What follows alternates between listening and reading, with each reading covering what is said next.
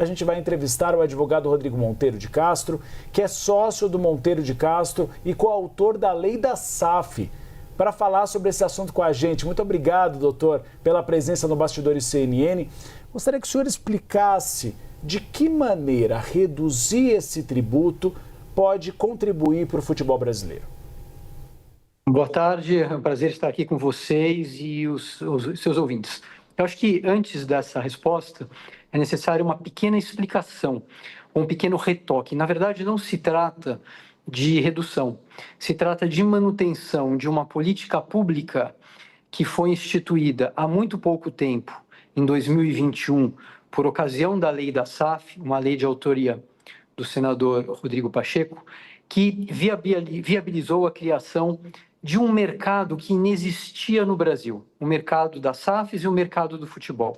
Desde 2021 até agora, na última pesquisa que foi feita em dezembro de 2025, já há no Brasil 127 SAFs, 120 novos contribuintes que contribuem para o erário como jamais se contribuiu, como os clubes, as associações não contribuíam.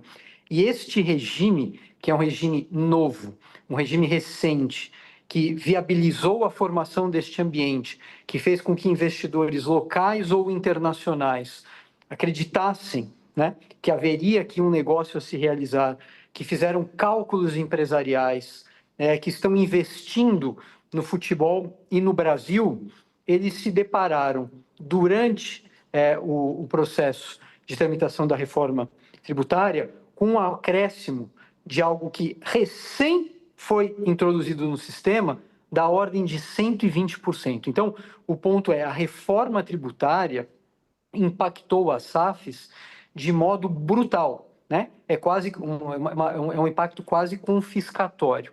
E o que houve, então, agora, nesta etapa, por intermédio de uma emenda 525, que foi apresentada pelo senador Carlos Portinho no Senado e que foi admitida e que agora desce para a Câmara.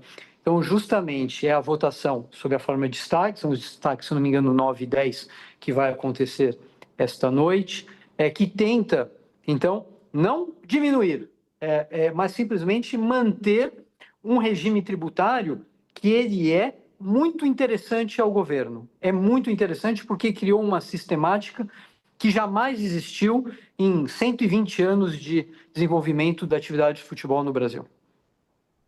Agora, você está falando de manutenção, então a gente desconfia que alguma alteração em tão pouco tempo possa também trazer insegurança jurídica. Essa é a linha de defesa de vocês também para manter do jeito que está? Mas, sem dúvida, você está certíssima, porque então, até a lei da SAF, de modo geral, os clubes eles não recolhiam tributos, eles eram isentos. Houve todo um processo e uma estrutura para viabilizar a passagem para um modelo empresarial, portanto, mais organizado, com governança, com controle, com compliance, né? E dentro disso, um regime tributário, Tainá, que olha só, estabelece que a SAF, ela tributa sobre aquilo que ela fatura. Então, mesmo que ela tiver um prejuízo, ainda assim ela vai recolher os tributos sobre aquela base e no regime de caixa. Entrou, tributou. É fácil para o Estado é fácil para o fisco sabe como tributar, quanto é fácil para a SAF e tudo mais. Esses projetos, são 127 projetos e outros vários em curso, levam em conta isto. E o seu ponto ele é absolutamente irretocável. Como é que a gente pode levar a sério uma estrutura que oferece e que indica, né, uma nova política, uma política pública que tem como propósito criar este ambiente e no início do jogo, porque estamos falando de apenas nem 5 anos dessa nova legislação, tudo é subvertido, né, com um acréscimo de 120%. Então, sim, isso gerou desconfiança e insegurança e, em alguns casos aqui, a decisão de não vir para o Brasil, né? ou de investidores locais, que isso é muito importante, de falar, é melhor não entrar neste ambiente, porque é um ambiente que eu não tenho previsibilidade. Não dá para fazer um cálculo empresarial de risco se as regras mudam de modo assim tão abrupto e de modo tão inexplicável e de modo tão rápido. Esse movimento que se inaugurou de uns dias para cá e que hoje é quase uma